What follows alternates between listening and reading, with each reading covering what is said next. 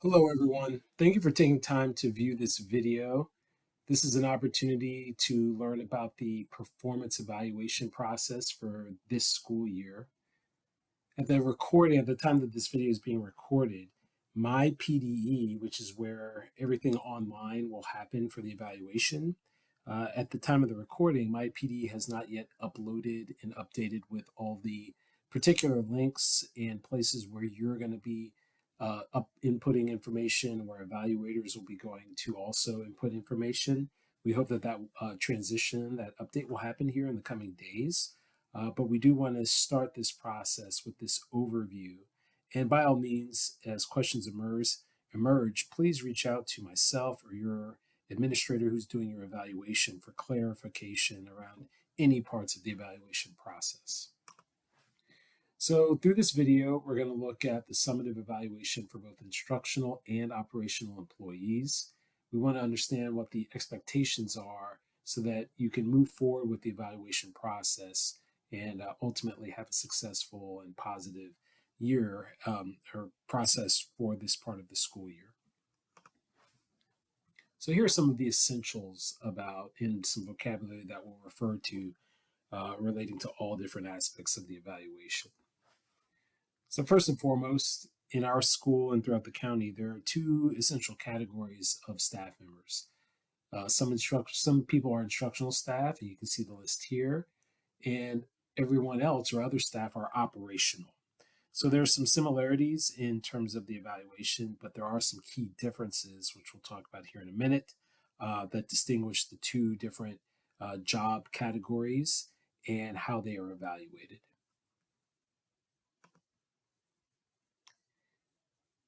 Now, there are two parts or two cycles of, of evaluation during your time with FCPS. If you're in your first 3 years within the county, you are on a summative evaluation for all three of those first 3 years. That's considered a probationary period. It's a good time for feedback and ultimately ensuring that someone is being successful in their first years within that part of their career. Or if you have been with the county, you're in a continuing contract, the third year after 2 years of being in a formative status are your summative year. So you have summative staff, people on a summative evaluation, you have others on a formative evaluation. Those are formative years are the 2 years following your summative year once you are on that ongoing contract. So we have staff members in both categories, but we're going to be speaking primarily about people in summative evaluation year through this video and presentation. So let's start with instructional staff. There are 8 performance standards that instructional staff will be assessed upon. Their performance is assessed upon and evaluated. So you can see that there are different percentages related to each of these standards, just dividing everything up by 8, so that you can do some form of mathematics around the evaluation process.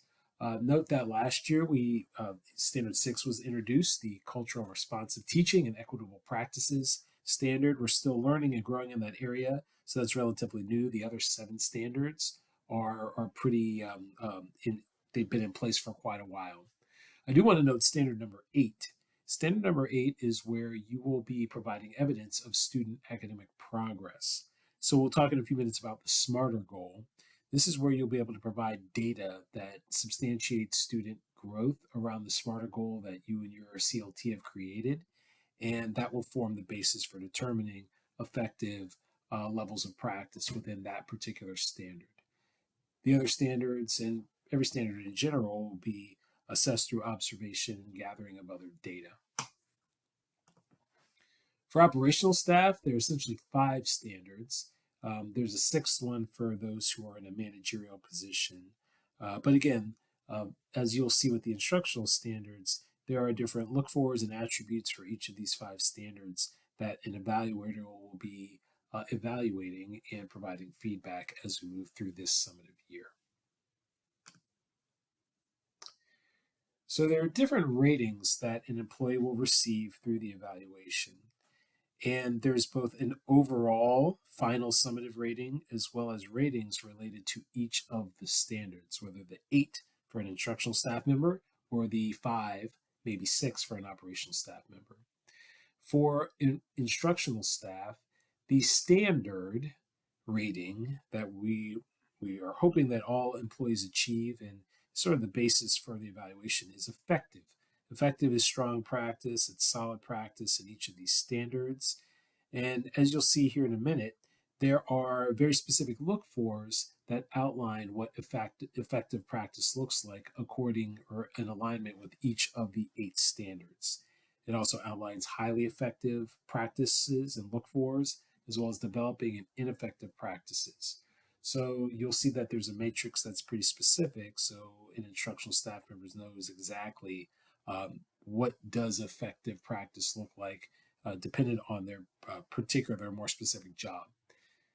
For operational staff, again, there are 5 standards, and then there are look fors and attributes within those 5 standards. Rather than a more elaborate matrix and more detailed descriptors like you'll see with instructional staff, there are essentially 3 different ratings. Is that operational staff exceeding, meeting, or not meeting the look fors for each of those standards? So let's talk about MyPDE and where eventually you're going to be going to interact and share information related to your evaluation. So there's 2 ways to access the critical parts of the evaluation. When you log into MyPDE, you'll see a screen such as this. If you click on Performance, then click on Dashboard, you're eventually going to go to a screen that looks something like this. And this is where you'll be able to click on the different tasks that are required for the evaluation. You also have a banner at the top of the page that has the dates for the evaluation. Again, this is referring to last year's, but we understand that the updated MyPDE will look fairly similar to this. The other way to access your evaluation information is by clicking on the button on the left side that says Timeline. And then ultimately, you'll get to a screen that looks like this. Most of your information will be under tasks that you will see related to your evaluation. But again, we're waiting for that update to occur. We are asking for everyone to complete their initial goal setting and self-assessment tasks by October 20th. Here in the coming days, you're going to be receiving some information from your evaluator to outline a time for your goal setting conference and just some other details about the evaluation.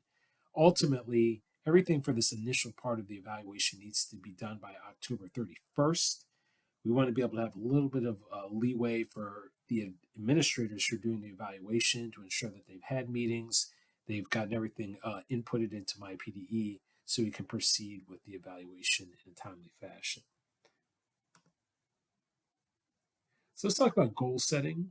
And this is related to instructional staff only, not for those in operational jobs. So instructional staff, you've been in the process of developing a SMART goal with your CLT.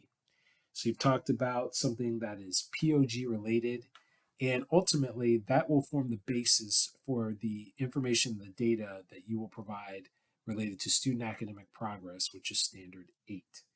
So as teams, you'll be conducting pre-assessments, mid-year assessments, and end-of-the-year assessments related to your SMART goal. That'll all unfold, and again, you'll be providing that data to your evaluator and being able to talk about how this information is indicative of your students' progress and how you've supported that progress through the school year. So again, you've met as a team. Your goal is POG based. It's aligned with one of the POG attributes, and you've begun to develop those pre-assessments. And then ultimately, this information is going to go into MyPDE.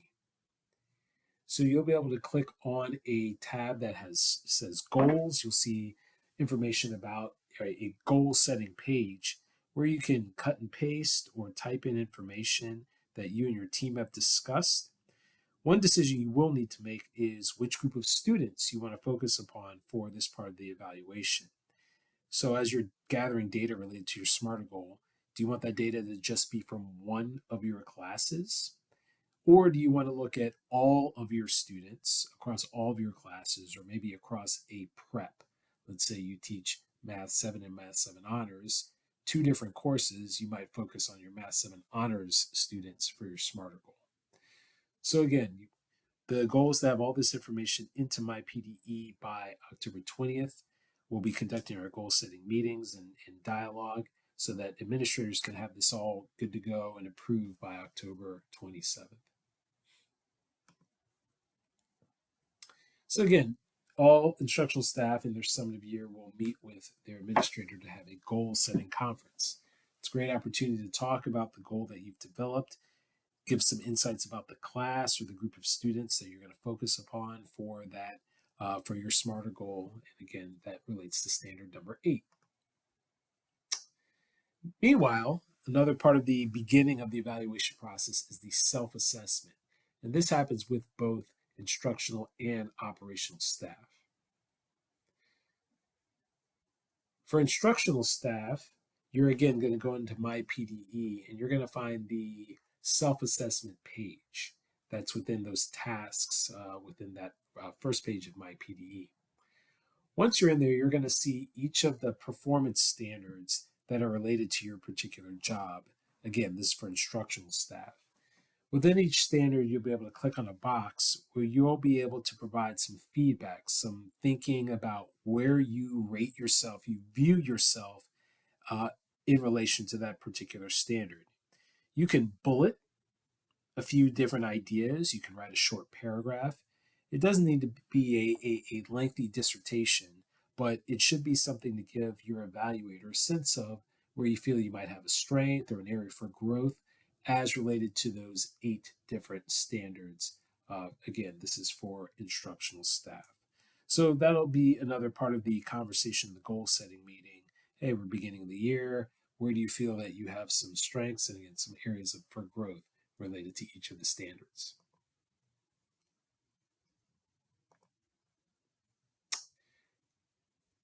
Another ask that we have is for instructional staff members to give some further indication of how they rate themselves in regard to the different performance matrices for each of the standards.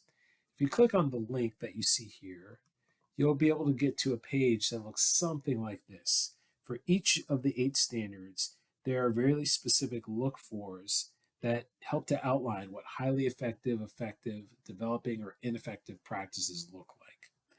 What we ask for you to do after you print out those standards is to circle or highlight your thinking about your review of yourself at the beginning of this year related to each of those different look-fors for each standard. So again, you might feel that you demonstrate many highly effective or effective practices. There might be an area that you want to work on throughout the year. Again, this is help with that initial conversation with your evaluator. So that gives the evaluator a better sense of where to maybe target some observation, target some conversations as you move through the school year. And again, here's the outline of what these different performance ratings or performance levels really mean once the evaluator has had time to observe and have conversations. So again, we're looking at a standard of effective practice. Ideally, we'll see demonstrations of highly effective practice. And this is a great opportunity for you as the person being evaluated to really highlight or emphasize some different things that you're doing that demonstrate practices in that highly effective range. By all means, invite your evaluator to visit your class on particular occasions to see something that you've worked on really specifically, or if there's an artifact that you have that is a really good example of highly effective practice. We want to see those things as much as possible. For those in the operational category, there is not a self-assessment page, so to speak, in MyPDE. The self-assessment begins with a printout of a page that you can find on the hub. Again, in this presentation that you will be receiving, you can click on this link and it'll lead you to a form that then you would print out and check. You'll be able to check off your different initial self-assessment for this for the beginning of the year, and you want to begin that conversation with your evaluator when you come into your goal setting conference. In terms of data, the primary data for instructional staff and for operational staff is an observation. That can be an observation of a class. That can be an observation of a person completing their particular job in the operational category. It could be observations in specific meetings. 504 and local screening type meetings are certainly great opportunities to see someone speaking and engaged in their work.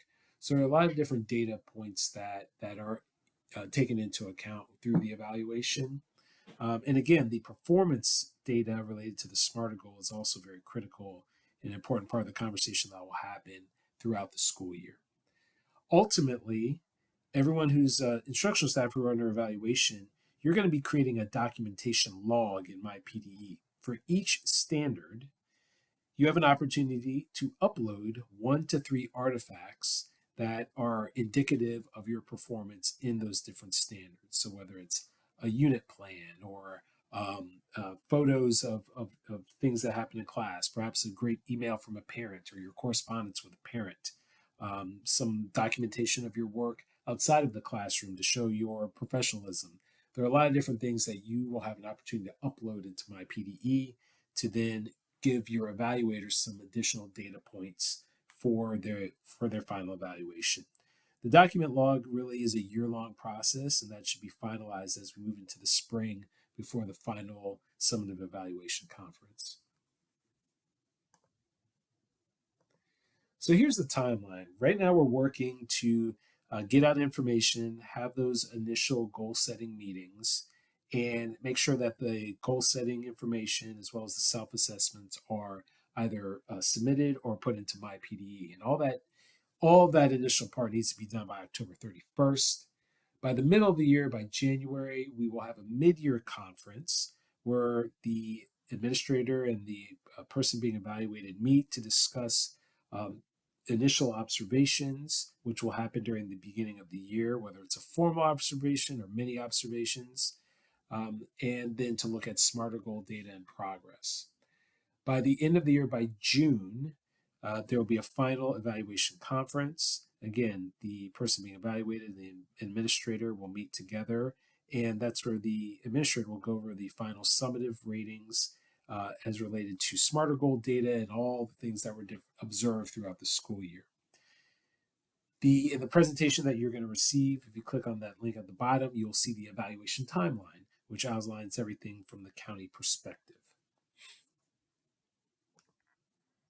There are a lot of resources on the hub. I encourage you to visit here to find your specific job description and standards that differ from teacher to librarian to counselor.